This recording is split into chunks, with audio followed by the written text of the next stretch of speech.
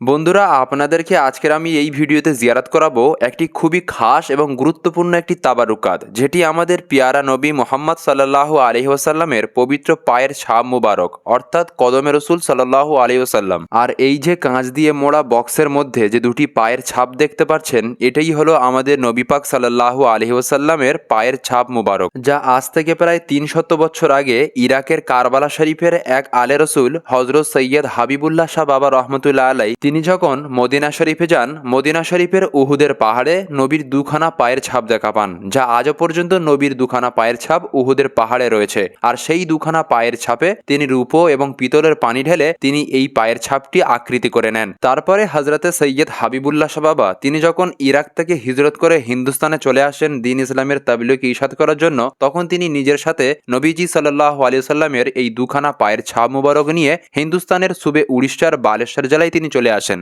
যা আজও পর্যন্ত হিন্দুস্তানের সুবে উড়িষ্যার বালেশ্বর জেলার দরগা ময়দান নামক একটি এলাকায় নবী সাল্লাল্লাহু আলাইহি ওয়াসাল্লামের এই পবিত্র পায়ের ছাপ মুবারকটি মওজুদ রয়েছে।